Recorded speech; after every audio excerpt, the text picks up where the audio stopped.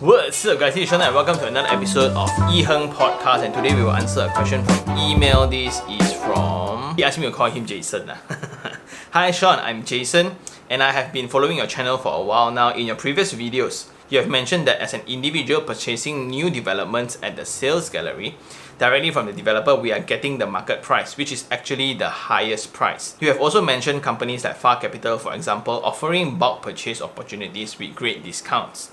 I have seen a few other property gurus as well offering such bulk purchasing opportunities. If I am an individual looking to buy properties for investment, and if I do not have access to bulk purchase prices, and I am also not a VIP, not celebrity, friends and family or developer, would you say there is no point buying new developments? Experienced investors always advise us to look for margin of safety, and they will make money at the time of purchase, not when they sell. If that is the case, everyone looking to invest in new developments should just join bulk purchasing groups and no one will need to walk into sales gallery anymore. Am I right? In your point, for individual investors, is there still any point in looking at new developments? Under what situations would it make sense for individual investors to consider buying new developments without access to bulk purchase /VIP price? Best regards, Jason. Thank you very much, Jason. So for those who don't understand what is bulk purchasing, right, just to bring you guys up to speed, so bulk purchase is when a group of buyers, right, represented by a company usually, and they will negotiate with developers in buying properties in huge amount, for example 30, 50, 100 units. And because of such bulk amount that they are buying from the developers,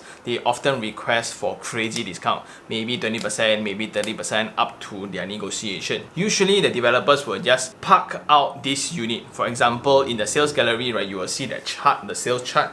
They will just put on all stickers and it will not be available to public. So all these units are then like booked in that sense by this company, and this company will then reach out to their audiences or their members, asking them whether they want to buy this property at this discount price or not. So this company then has two parts to it. One is to find deals, right? What deals can offer them such discount, and at the same time they need to ensure that they have a group of buyers that are qualified to make such purchases, because usually in order to make this work, right, the company will need to pay up a lot of capital upfront, maybe 1-2 million, to just lock up these units for a certain period of time. If they cannot convert all on time, usually this company will then need to burn a booking fee, or they will need to take up the remaining units themselves.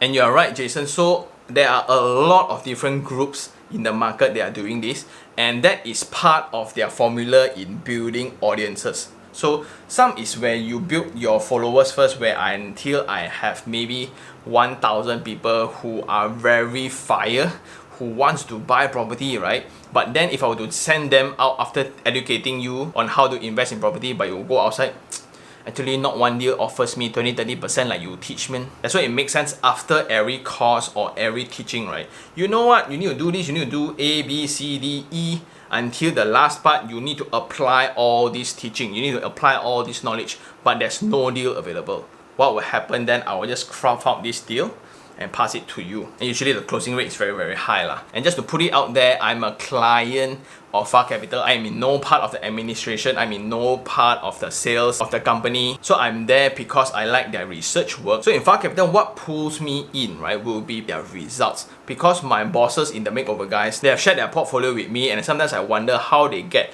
those property at those prices, right? And now all of their portfolios are rented out at a rate that was predicted by the company. And back then, membership fee was very expensive, because Mr. Faizul Rizwan, which is the boss of the company, right, he will do one-to-one consultation himself. So the fees was very high, and it was something very exclusive. Just that there has been some change in direction now. He tried to offer these kind of things to more people, and therefore I'm in for the deals. So something about the deals that Jason mentioned as well. Basically, there's a pyramid of profiles when you step into the developer's office and asking for products. If you're just an average Joe, you are nobody, you are just a first-time home buyer, if you walk into the sales gallery, you'll get whatever price that is known as market price. Yes, there will be discounts and all, but it's basically open for everybody. Then maybe sometimes there will be some pushing mechanism where, you know what, now it's the 88 promo or the 99 promo or the Merdeka promo or the Hari Raya promo. If you sign now, then we can offer you more. If you immediately sign SPA, we give you extra 2% and things like that. So usually those are the standard things that are offered to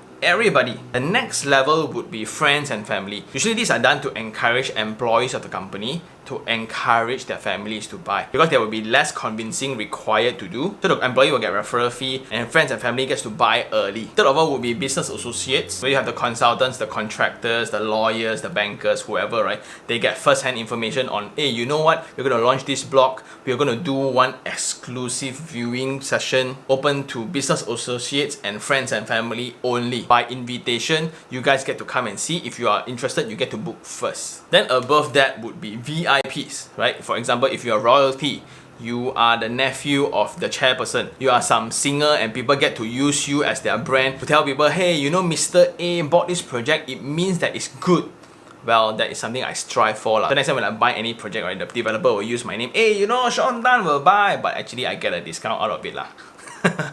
But at the top of the pyramid, right, the very, very tippy top would be bulk purchases, just because of the nature of business. It means that if I were to walk into the sales gallery today, I want to buy 100 units, Mr. Sales Manager, what would be my price? Definitely, it will not be the same as these groups. But that being said, not all developers encourage bulk purchasing. This is something to just put it out there, right? It doesn't mean that any Tom and Dick and Harry or Sean leads a group of 50 to go any projects, right, and I buy, I will get special price. Yes, special price, not up to the margin of 20-30% that is marketed in social media. On a normal marketing procedure for a property, it's when I somewhat get my APDL ready, I got my models ready, my communications ready, my sales gallery show unit all ready, right? I will go by the sequence. So I'll go ask VIPs whether you want to book first or not. Then I'll ask the business associates, ask the staff, ask the friends and family before opening to public. Then some I'll even get agencies to help when they market to their own clientele, and I'll receive all bookings first. Until when I receive enough bookings, right, then I'll announce open for sale, and I'll make a press release. Hey, you know what? Your first day we open are already fully booked. By right, they have already collected their check a year ago. So if the sales number is very, very good, right, it wouldn't make sense for the developer to do a bulk purchasing deal with these property gurus, right, because it will eat up their margin. Now, instead of giving more discount to people, right, why don't I just sell more to the public and make more money out of it, right? So usually there will be two scenarios a developer is willing to do a bulk purchase deal. Number one, before the property is even launched. Let's say if I have 3 blocks today, right? 3 blocks around 1,200 units. A lot of units. I am not confident in the market at all. Therefore, I'll just talk to this group of people. Hey, you know what? How much you want to take up, right? If you want to take up half a block, are you okay? Then let's agree on a selling price. I will then sell the other half myself. And when I collect sufficient bookings and really concluded all the deals for half a block, and I concluded half of the block, right? What can I tell the media? You know what? First block fully sold, second block open for registration. Then it will be a very good marketing where it creates that herd effect for, wow, you see, opening only the 400 units sold out like that leh. But in actual fact, half of them is actually reserved for bulk purchases. So for this kind of thing, normal people won't know. They will focus on buying the second block at a new price already. The second scenario why developers want to go into this kind of deal is when they have a massively wrong price product. This product has been marketed for 4 years already. It has fully constructed, and still I have 50% of units left. Maybe I have 600 units, right? I left 300 units, and those are pure cash out of my pocket to build. So it means I have paid the contractors fully for these 300 units, right? And every sale I make from that point forward, it will be all cash directly into my pocket. So if the developer is very strong in terms of financial stance, they don't really need to do bulk purchasing. They can just slowly sell. What's the rush, right? Because these will generally appreciate in price if they are very confident in what they are doing. But then for certain developers who are kind of affected by the pandemic, they need cash right now. I want to sell out these 300 units like now as soon as possible. Who can do that? They will face certain challenges. If I were to make advertisement right now, hey, you know, we still have units up for sale, the normal perception of customers will then be, hey, I thought this one sold 3-4 years already, until now still got units. So difficult to sell, it means not a good product, right? Hey, no, we are now offering now fully furnished, we offer more discounts and things like that. But the existing 300 buyers who have bought earlier, right, will then always check the selling price. Hey, you developer, you guys keep giving out package, limiting the selling price, you know. So my property now cannot increase in price because you guys keep giving promotion. People rather buy yours than buy from the sub-sale market. We cannot make money leh. So the initial investors will then make noise, then the developer now, I will need money, but I cannot sell the property like that. So where do they go? They will go silently underground and deal with bulk purchasers, because usually bulk purchasers, they cannot make all this sales promotion public. It's usually in closed doors where you register a link, then you come and listen, then if you want you buy, but you cannot tell anyone about anything. So usually that's the deal lah. So coming back to the question, as a newbie, right, does it then mean it wouldn't make sense to go to a sales gallery and buy from the property developer?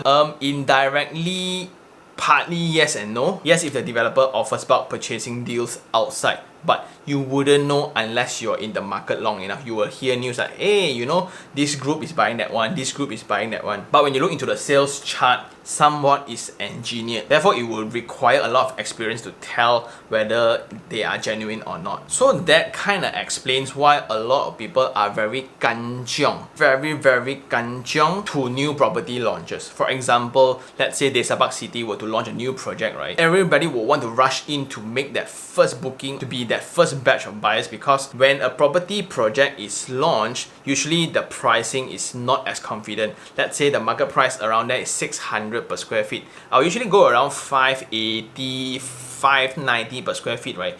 Just to test water. If you guys, a lot of people book, and after this first batch only, I will increase price on my second batch or third batch and the subsequent batches. So the first batch of investors usually makes the most money. And back to our parents' days, this has been the stigma for property developers as well. During the era where supply is very limited, right? Normal people don't get to buy properties, right? You need to pay under table, so you get to pay the down payment for the property that you want to buy. It was that bad. Because property was something that were guaranteed.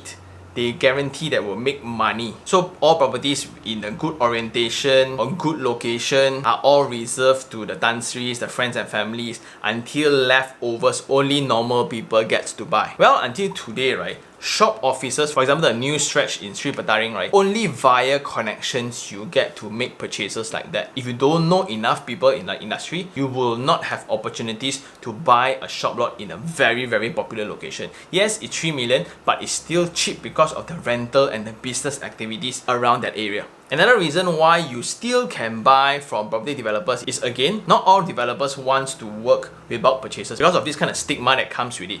Yeah, you guys cheat the market one. Yeah, you guys cheat the investors one. Yeah, you guys don't treat your customers correctly. Therefore, these developers will then do their own marketing, do their own sales videos, do their own whatsoever, and to market genuinely one by one. Yes, they are still developers like that. So now it's entirely up to you as an investor and a home buyer, right?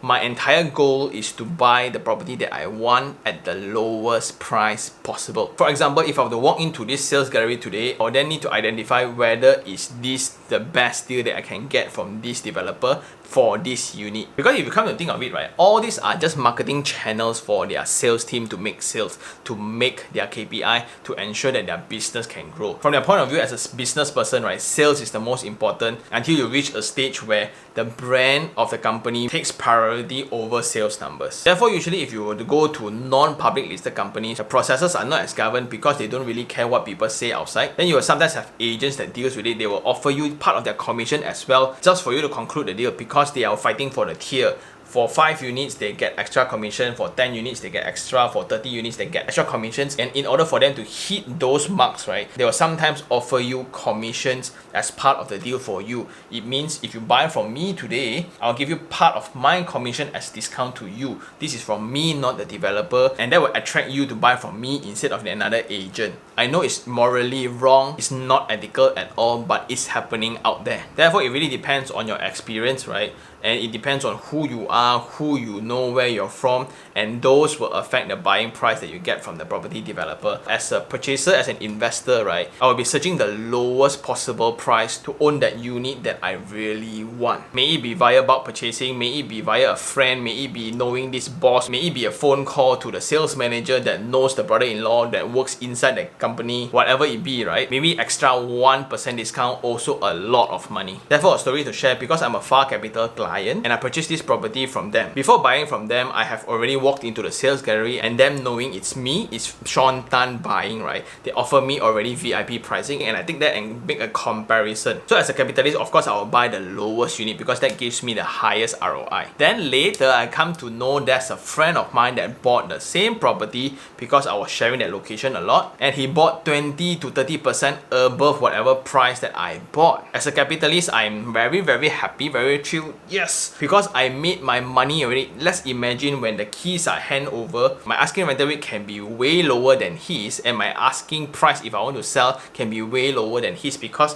his entry price to the project is very high. That gives me the competitive edge, right? But as a friend, I feel very sad. Unfortunately, that's the game of real estate. It's very inconsistent. It's totally not transparent as you will not know what price I get the property at. And I think that's all for your question, Jason.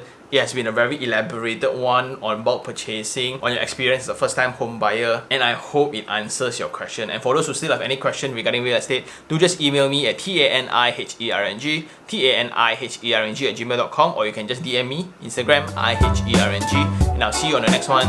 Ciao.